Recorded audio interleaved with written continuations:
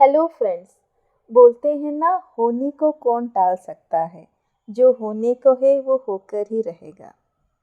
चलिए सुनते हैं एक नौकरानी की कहानी जो कि अपनी मेहनत से आईएएस ऑफिसर बन पाई थी।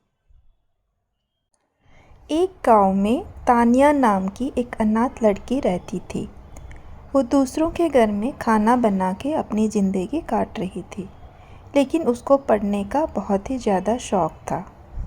लेकिन पैसे की कमी के वजह से वो किताबें खरीद नहीं पा रही थी।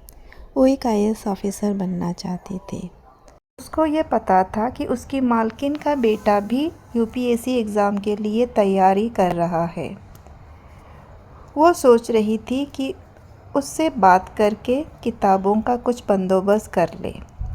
एक दिन की बात है, तानिया जब काम पे आई, उसने अपने मालकिन से कहा, दीदी, क्या आप बीरू भैया को ज़रा बाहर बुला देंगे? मैं उनसे यूपीएससी एग्ज़ाम के किताबों के बारे में बात करना चाहती हूँ। ये बात सुन के मालकिन बहुत गुस्सा हो गई और गुस्से से बोली, तानिया, तुम अपना काम करो, मैं बीरू को नहीं बुलाऊंगी। बीरू जो पढ़ता है तुम वो कभी भी नहीं पढ़ सकती हो। बोल के चली गई। तानिया ये सुन के बहुत उदास हो गई। उस दिन वो अपना काम ख़त्म करके घर को चली गई। दूसरे दिन सुबह वो जब काम को आई, उस दिन उसकी मालकिन का स्वभाव अच्छा था। वो बहुत प्यार से तानिया से पेश आई और बोली, तानिया, तुम कल बीरू से बात करना चाहती थी, लेकिन मैंने मना कर दिया। तुम मुझसे बात कर सकती हो, लेकिन आज तुम्हें 15 लोगों के लिए खाना बनाना है। तुम पहले खाना बना लो, फिर बीरू से बात कर लेना। ये सुन के तानिया बहुत खुश हो गई। उसने बहुत मन लगा के सारा खाना बना दिया। बहुत देर हो चुकी थी। तानिया मालकिन से बोली, दीदी, मैंने सारा खाना बना दिया है। क्या आप कृपा करके बीरू भैया को ज़रा बाहर बुला देंगी? मालकिन झट से बोली, बीरू तो घर में नहीं है तानिया, वो अपने दोस्तों के साथ बाहर चला गया है और रात को नहीं लौटेगा। और आज बहुत ज़्यादा लोग घर में हैं, तो तुम घर में मत रुकना और अपने घर को चली जाना। मालकिन झूठ बोल रही थी। ये सुन के तानिया फिर से उदास हो गई। उसी समय बीरू बाहर आया। तभी मालकिन का झूठ पकड़ा गया। अपने झूठ को बरकरार रखने के लिए मालकिन ने बीरू को बोला, बीरू, तुम अपने दोस्तों के साथ बाहर गए थे, कब वापस आ गए? ठीक है, तानिया तुमसे कुछ बात करना चाहती है। तानिया बोली, भैया, आप यूपीएससी एग्ज़ाम की तैयारी कर रहे हैं, मैं भी कर रही हूँ, लेकिन पैसे ना होने के कारण मैं किताबें नहीं खरीद पा रही हूँ। क्या आप अपनी कुछ किताबें मुझे पढ़ने को दे सकते हैं?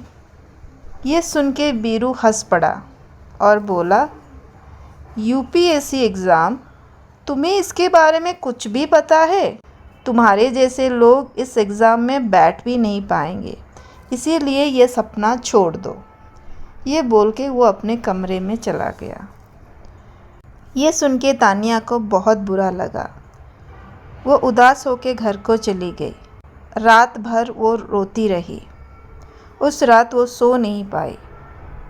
उसने खुद से प्रॉमिस किया कि मैं कैसे भी करके यूपीएससी एग्ज़ाम पास करूँगी और सबको ये बताऊँगी कि गरीब लोग भी ये एग्ज़ाम दे सकते हैं।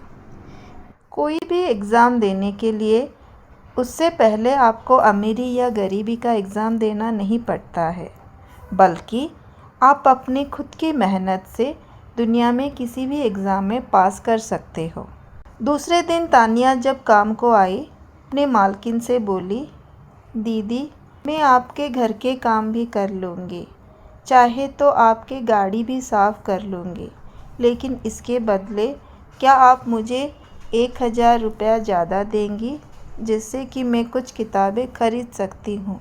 मालकिन बहुत चंट थी। उसने तुरंत बोला, ठीक है, तुम खाना बनाने के साथ घर का काम कर लो और गाड़ी भी पोंछ देना, लेकिन मैं तुम्हें उसके बदले पैसा तो नहीं दूंगी। लेकिन तुम वीरू के पुराने किताबें लेके पढ़ के उसे वापस कर सकती हो।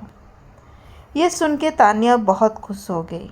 सारे काम ख़त्म होने के बाद वो मालकिन के पास गई और वीरू के कुछ पुरानी किताबें लेके घर को चली गई। उसने अपना टाइम टेबल बनाया। शाम को जब सारा काम ख़त्म करके वो घर को आएगी, खाना खाने के बाद वो 5 घंटा पढ़ाई करेगी। सुबह जल्दी उठ के काम को जाने से पहले 3 घंटा फिर से पढ़ाई करेगी। वीरू के जो किताब उसके अलमीरा में धूल चाट रहे थे, अभी वो तान्या के टेबल के ऊपर शोभा पा रहे थे।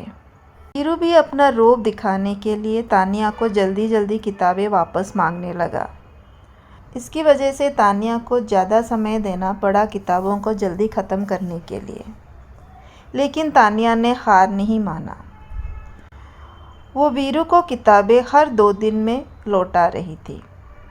ऐसे होते कुछ महीने बीत गए। तान्या ने यूपीएससी एग्ज़ाम के सिलेबस की पूरी तैयारी 4 महीना पहले से ही ख़त्म कर ली थी। वहाँ तान्या ने सिलेबस ख़त्म कर ली थी और यहाँ वीरू अपनी दोस्तों के साथ और मोबाइल में ही टाइम स्पेंड कर रहा था। पढ़ाई की ओर देख भी नहीं रहा था। एक दिन की बात है, अपनी माँ को दिखाने के लिए वीरू ने तान्या से यूपीएससी सिलेबस के बारे में सवाल किया। तान्या 4 महीने पहले वाली तान्या नहीं थी। उसने यूपीएससी एग्ज़ाम के सारे सिलेबस के बारे में बोल दिया। उसके बाद तान्या ने वीरू से एक करंट अफेयर के बारे में एक सवाल किया। वीरू को तो वो जवाब पता ही नहीं था। वीरू तान्या को बातों में उलझाकर वहाँ से चला गया। कुछ दिनों बाद यूपीएससी का प्रीलिम एग्ज़ाम हुआ। तान्या ने वो एग्ज़ाम क्लियर कर लिया और वीरू नहीं कर पाया। लेकिन तान्या ये बात अपनी मालकिन या वीरू से नहीं बोली। कुछ दिनों बाद मेन एग्ज़ाम आया। वो भी तान्या ने क्लियर कर दिया। उसके बारे में भी तान्या अपने मालकिन से कुछ नहीं बोली थी। कुछ दिनों के बाद इंटरव्यू का टाइम आया। उस दिन तान्या की मालकिन ने तान्या को कहा, तान्या, आज तुम्हें कैसे भी हो घर को आना है, छुट्टी नहीं लेना है।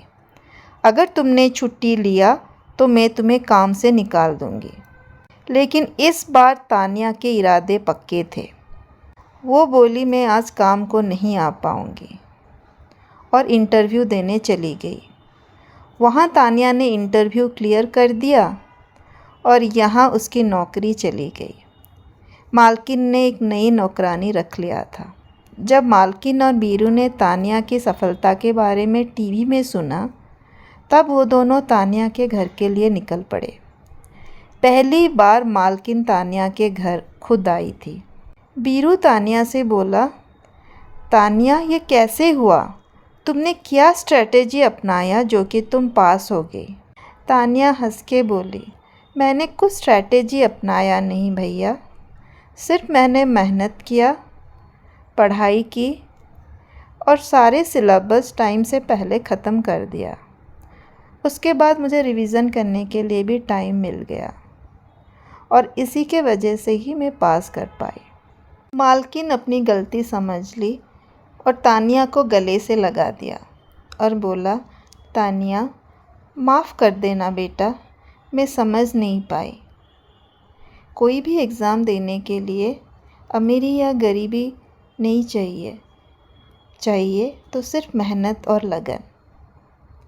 इस कहानी से हमें यही शिक्षा मिलती है कि चाहे आप अमीर हो या गरीब हो, आपके पास पैसे हो या ना हो, लेकिन आपका लक्ष्य दृढ़ है, अगर आप उसको पाने के लिए अपनी मेहनत लगाते हो तो आपको सफलता ज़रूर मिलेगी।